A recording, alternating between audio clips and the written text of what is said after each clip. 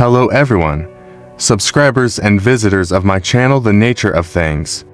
The channel that teaches you how to live happily and in harmony with the universe. In this video, I bring you 4 virtues to develop to become a better and happier person. Stay until the end, and if you like the video, hit like sign and subscribe.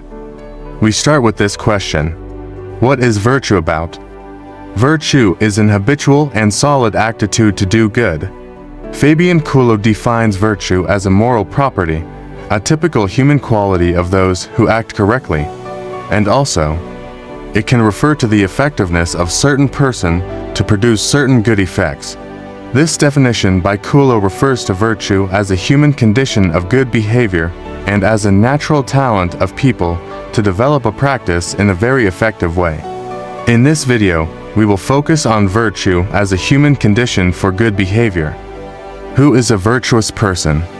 A virtuous person is a good person, is morally good and acts correctly all time. The Roman philosopher, Seneca, said, "Sometimes even living is an act of braveness." Seneca said that to be virtuous you had to understand your passions, which were inevitable, and learn to deal with it so that reason prevailed. In other words, you had to know yourself. The Bible, in Philippians, Chapter 4, verse 8 says, "Finally, brothers, whatever is true, whatever is honest, whatever is fair, whatever is pure, whatever is lovely, whatever has a good name, deserve to be called virtue." This means that a person who has these qualities should be called virtuous. How to develop virtues? To develop virtues, we have to do a routine of good acts that lead us to create habits. It means to be in that continuous process to improve ourselves as a person, which we are all supposed to become. These habits that get human faculties perfect are virtues. In this same way, Aristotle thought that virtue is what makes good to those person who act good and do their actions good. Albert Camus also said that life is the sum of all your actions. This means that you must watch your actions if you want to live well. Imagine you that at your job you are the one who performs best in the tasks that are carried out daily. The others seem to be somehow less effective compared to your performance. You, instead of taking an arrogant position and showing off their faces that you are the best, take that as an opportunity to become a leader. Not doing all the work yourself, but helping others to reach your level. You can create a training plan where you teach them some of the techniques you use to make the job so well. Do this and the days at work with your colleagues will be pleasant, and they will see you as the person to consult when something is not going well. What virtues to develop? The virtues that concern humans are 4, called cardinal virtues.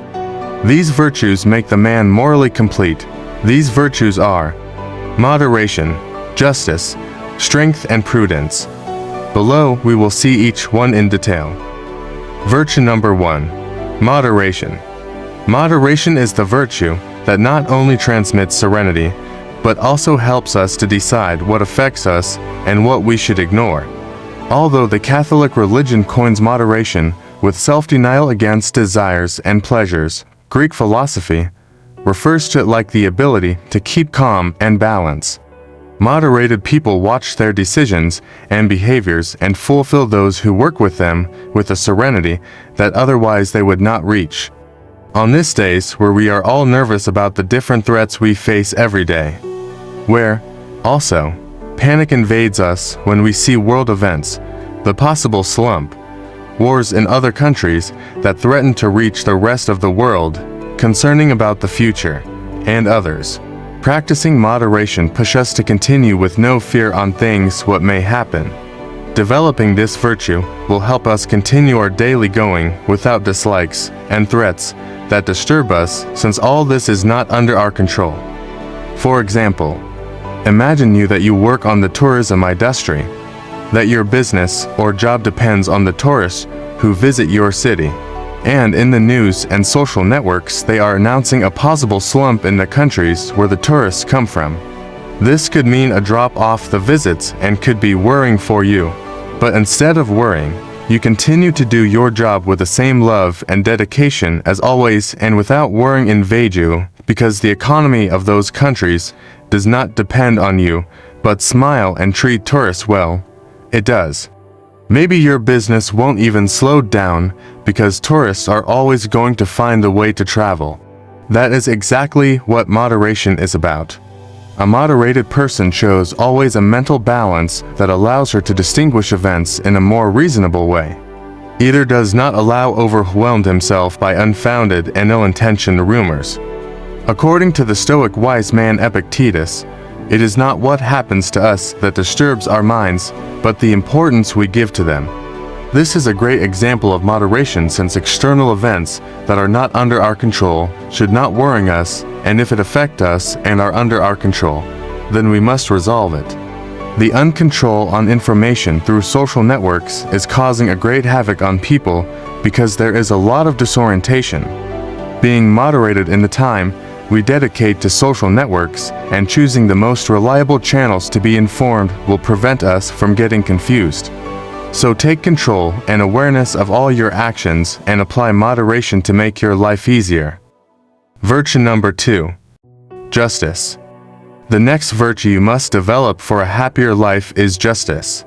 Justice is the virtue of giving everyone what they deserve. It means to organize yourself according to the principles of honesty, equity, and reason.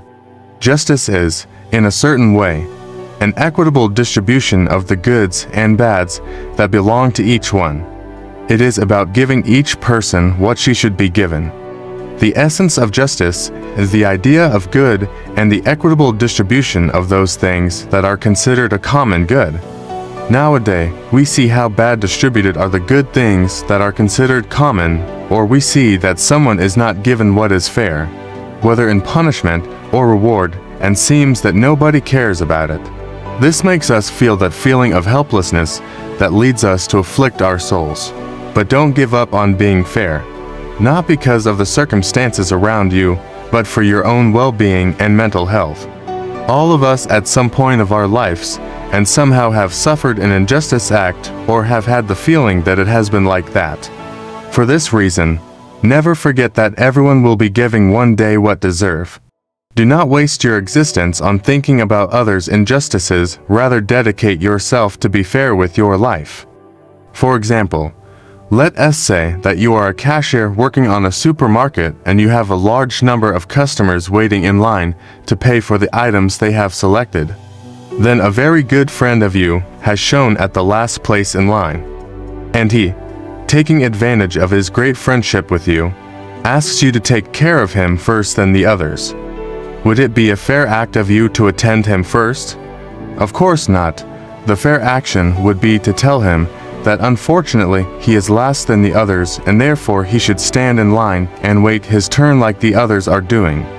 This act of justice will save you a bad time with clients and even with your boss, because provably someone of the line will get upset and surely I would like to talk to your boss.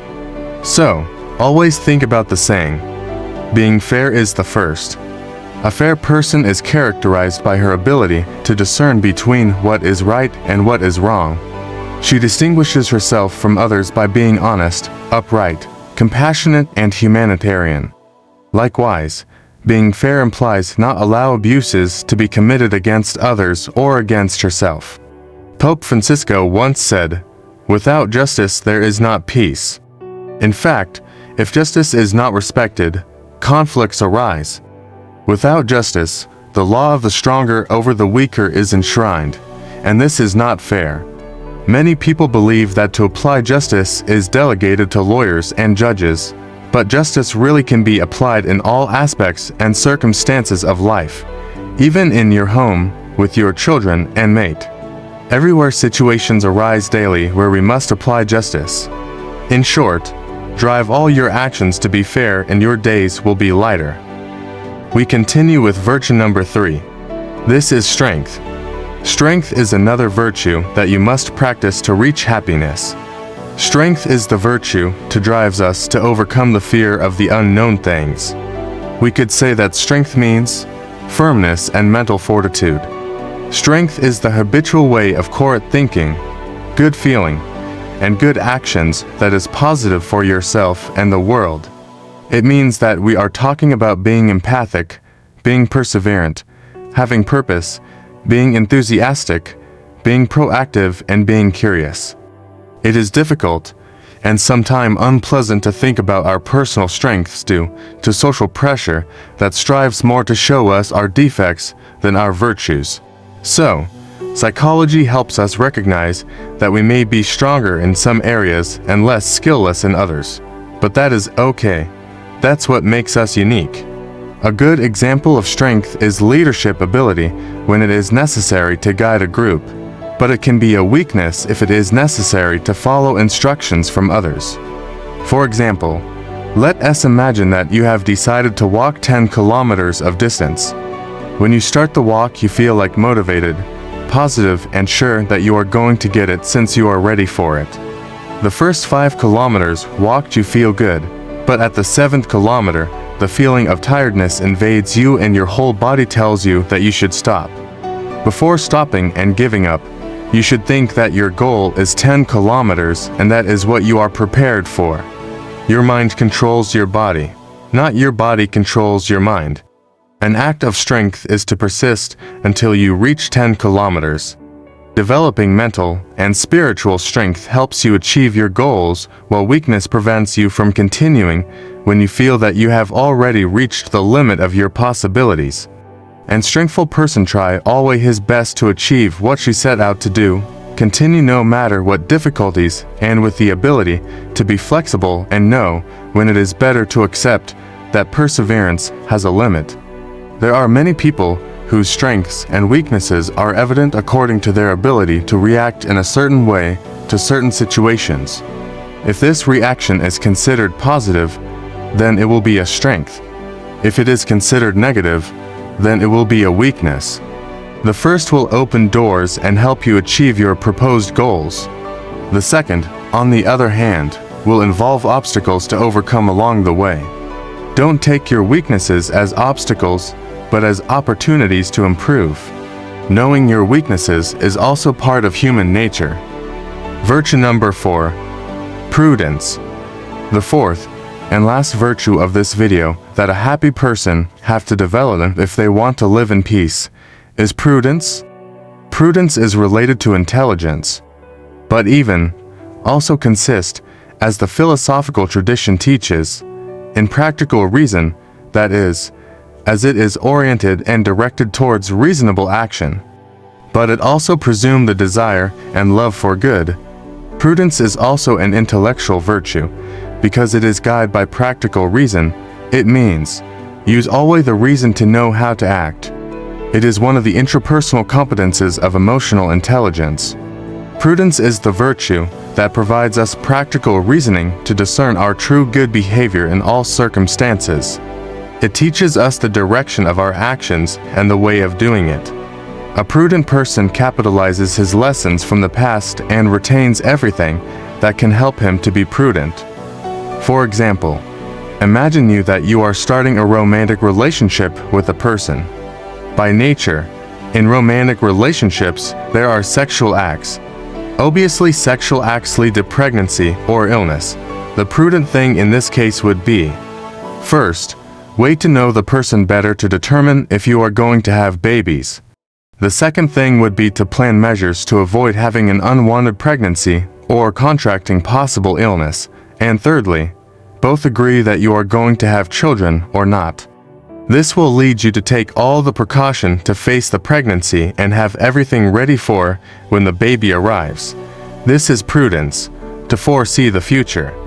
Prudent person is discreet regarding things, what is trusted to him, protecting and guarding safe the information that by nature must be treated with caution.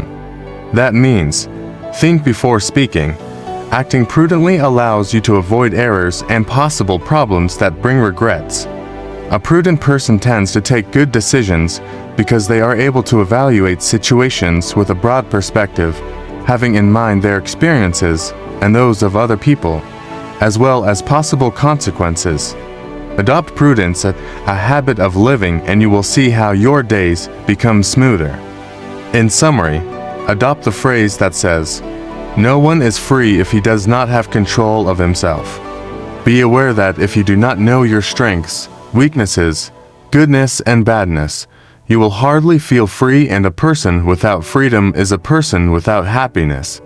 When you ask yourself questions about what moves or motivates you, always think about these virtues and you will be able to define yourself as a person more clearly. That's it for now.